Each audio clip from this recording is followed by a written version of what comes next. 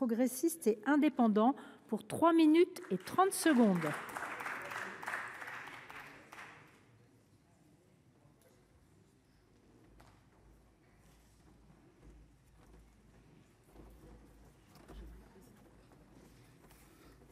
Merci. Madame la présidente, monsieur le ministre, madame la rapporteure, mes chers collègues, cette proposition de loi déposée à l'Assemblée nationale par le député Frédéric Valletoux contient plusieurs mesures visant à renforcer les instruments à disposition des acteurs afin d'accroître la coopération entre les professionnels de santé dans l'objectif d'améliorer l'accès aux soins et de répondre aux inégalités territoriales de santé. L'accès aux soins demeure l'une des préoccupations majeures des Français, notamment dans les outre-mer, où la densité de médecins est très inférieure à la moyenne nationale. Ainsi, en Guadeloupe, dans ma circonscription, les îles du Sud, je veux parler de Terre-de-Bas, Terre-de-Haut, La Désirade, Marie-Galante, souffrent de l'absence totale de médecins pour certaines. Ces territoires souffrent en effet de la double insularité et des difficultés d'accès inhérentes.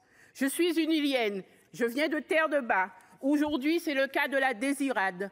Malgré l'ouverture de centres de santé et la présence quelques jours par semaine de médecins, l'offre de soins y demeure très insuffisante et la population rencontre une forte difficulté d'accès aux soins. Classée au 4e rang des régions françaises ayant les densités de médecins généralistes libéraux les plus faibles, la Guadeloupe est donc bien un véritable désert médical.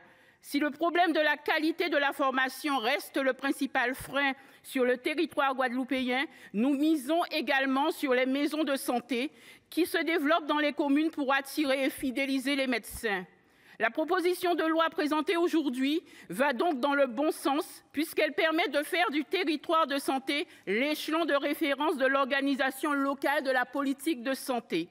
Le Conseil territorial de santé, CTS, qui en est l'organe de gouvernance, devra définir notamment les objectifs prioritaires en matière d'accès aux soins, de permanence des soins et d'équilibre territorial de l'offre de soins. De plus, pour lutter contre le nomadisme médical, les aides financières et les exonérations fiscales à l'installation seront limitées à une fois tous les 10 ans. Le texte facilite également l'exercice des médecins étrangers appelés praticiens diplômés hors de l'Union européenne, PADHUE.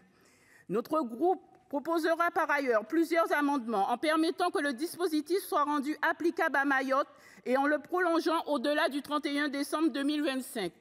De plus, dans un souci de simplification des procédures administratives, une seule commission territoriale d'autorisation d'exercice sera constituée pour la Guyane, la Martinique, la Guadeloupe, Mayotte et Saint-Pierre-et-Miquelon. Un autre amendement a également été déposé pour augmenter le nombre d'officines de pharmacie à Mayotte, nombre qui paraît aujourd'hui insuffisant au regard de l'augmentation de la population et du développement de l'offre de soins sur l'île, et de nouvelles missions confiées aux pharmaciens d'officine. Le texte présenté contribuera également à l'amélioration des conditions de formation des futurs médecins en étendant aux étudiants en médecine, odontologie, maïeutique, en étendant aussi aux pharmacies dès la fin de la 2e année du premier cycle d'études en santé le bénéfice du contrat d'engagement de service public.